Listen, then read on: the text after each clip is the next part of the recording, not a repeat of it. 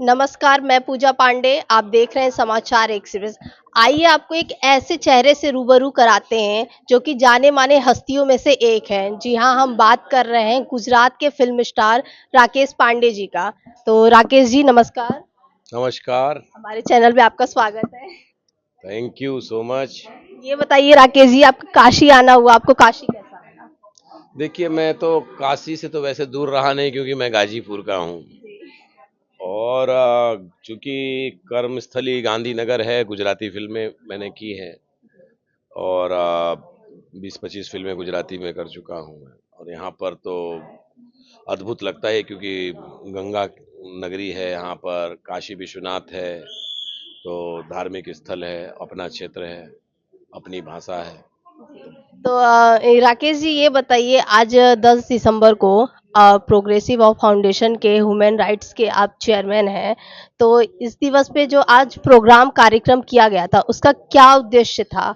और कहाँ से आपको ये उम्मीद जगी कि नहीं भई कराना है ये सेमिनार हमें वाराणसी में? Progressive foundation of human rights ये पिछले 15 वर्षों से भारतवर्ष के लगभग हर राज्यों में अपने कार्यक्रम करती है। जैसे विश्व मानवाधिकार दिवस हो, जैसे आज था 10 दिसंबर को होटल रायबेड़ा जहाँ पे रखा गया था। वैसे ही हम लोग विश्व पर्यावरण दिवस 5 जून को आता है, वो भी उसको भी सेलिब्रेट करते हैं। उसके बाद विश्व महिला दिवस है, उस पे भी प्रोग्राम करते हैं। फिर 26 जनवरी, 15 अगस्त पे भी कार्यक्रम का आयोजन करते हैं। साल भर में कितने कार्यक्रम हो जाते साल हैं? भर में हमारे 8-10 प्रोग्राम होते हैं। 8-10। 8-10 प्रोग्राम होते हैं और इसका उद्देश्य आज के प्रोग्राम का ये है कि लोगों को उनके अधिकारों के प्रति जागरूक कराएं क्योंकि कई लोग क्या है अपने राइट्स को नहीं जानते। जैसे पहला मकसद ये है हमारे सब्जेक्ट का था क्या सोशल जस्टिस पे प्रोग्राम था, सोशल जस्टिस पे सेमिनार था।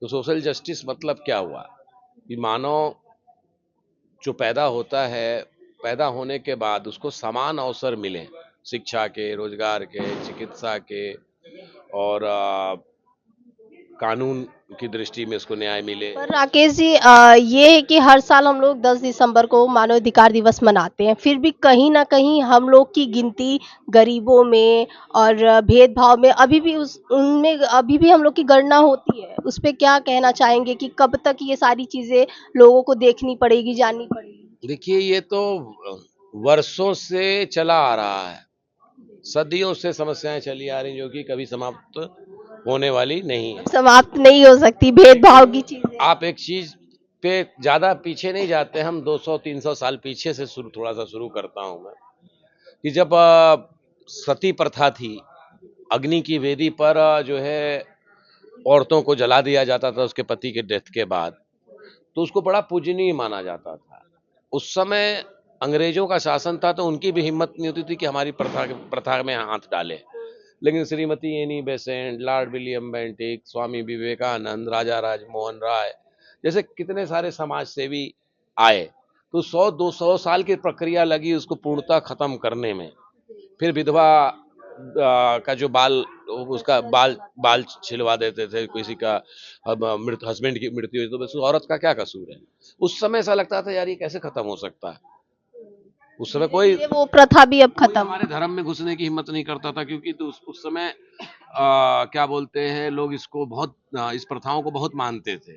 जौहर हुआ करते थे कि पति मर गया और या युद्ध के दौरान जो हो जाता था, राजा राजा की डेथ हो गई तो स्त्रियां जो है जौहर अग्निकुंड में कूद जाती थी।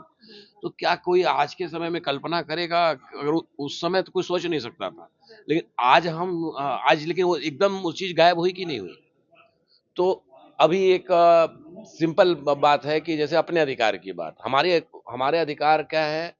सबसे बड़ा अधिकार हमारा था कि हमें स्वतंत्रता चाहिए था। पहले पहले हम लोग गुलाम थे। तो महात्मा गांधी ने भी जब अपना मुहिम शुरू किया होगा तो अकेले ही थे, तो उनको नहीं पता था कि ये देश आजाद होगा नहीं होगा क्या होगा। लेकिन उन्होंने देश एक आजाद हुआ। उम्मीद थी कि नहीं हम देश चलते हैं आजाद इस हुआ। रास्ते पे लोग देश तो साथ आजाद हुआ, देंगे। उसके दो बिंदु हैं, एक क्रांतिकारी बिंदु है और एक महात्मा गांधी का बिंदु है। क्रांतिकारी बिंदु से अपने अधिकारों की लड़ाई लड़ने वाले क्रांतिकारी हमारे देश में हुए बहुत सारे, और लेकिन एक गांधी की भी एक बुद्धि थी जिसके अनुसार उन्होंने शासन के खिलाफ शासन में और नियम में रह के, क्योंकि वो एडवोकेट थे, तो उनको पता था कि हमें अपनी सत्ता के लिए, अपनी देश को आज़ाद कराने के लिए कानूनी रूप से कैसे लड़ सकते हैं। तो जब क्रांतिकारी लड़े और उसके बाद ये जो आंदोलनकारी, जो गांधी विचारधारा वाले, इन दोनों का समावेश हुआ, क्योंकि अकेले बंदूक के बल पर आज़ादी नहीं मिल सकती थी।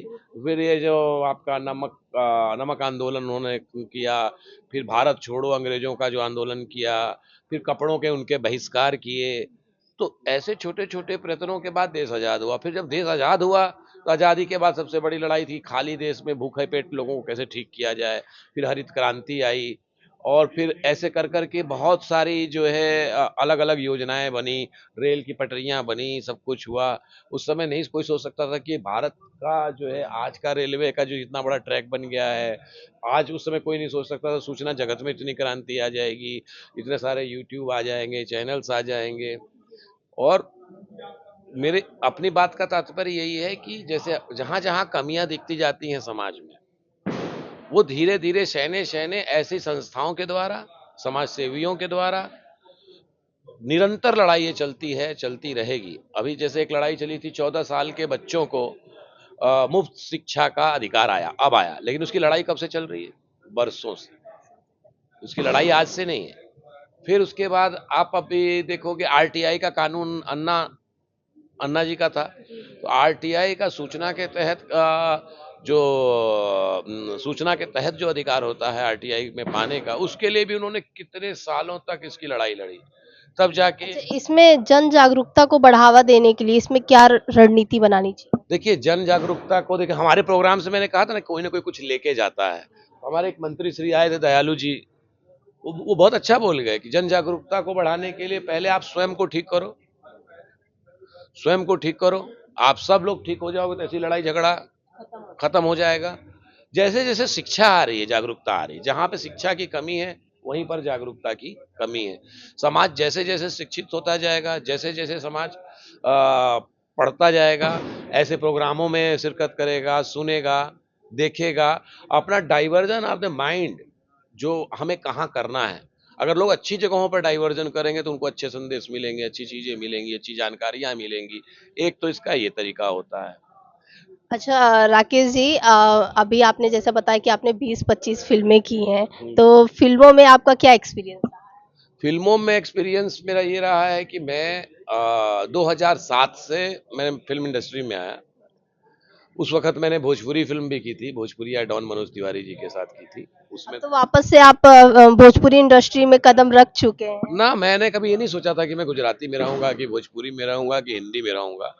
मुझे तो वक़्त ले गया कि उसका अलग कहानी है। मैं भी ऐसे ही होस्ट करता था चैनल के लिए, जी गुजराती के लिए और दूसरे चैनल के लिए मैं टॉक शो करता था। कैमरा सामने लगा ही हुआ था मेरे, बस इतना अंतर हुआ कि अचानक फ़िल्म बनाने का प्रोग्राम हुआ, एज़ अ निर्माता हुआ था। फिर बाद में धीरे-धीरे मैं उसमें अभिनय में आ गया और गुजराती में पिक्चरें मेरी चली, इसलिए मैं आज तक गुजराती में काफ़ी सारी कर डाली। अब उसके नाम तो पता नहीं। तो एक आपने मतलब जो हिट आपकी मूवी गई है, उसकी एक अच्छी-सी 2 लाइन जो भी आपका डायलॉग है वो बताएँ आप?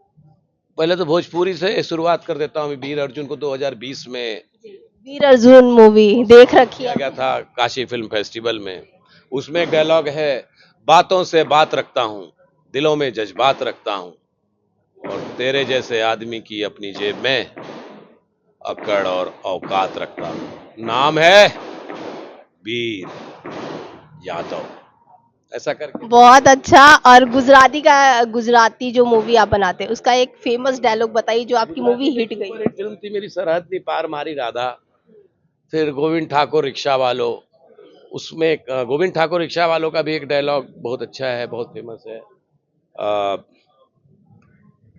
खोटा माटे खतरो, साचा माटे सहारो, माँ मेलड़ी ने पूजनारो, पूछो गोविंद ठाकुर रिक्शा वालों। तो ये बहुत अच्छा लगा आपसे मुलाकात करके, आपसे बात करके। तो यही हम संपन्न करते हैं अपना समाचार।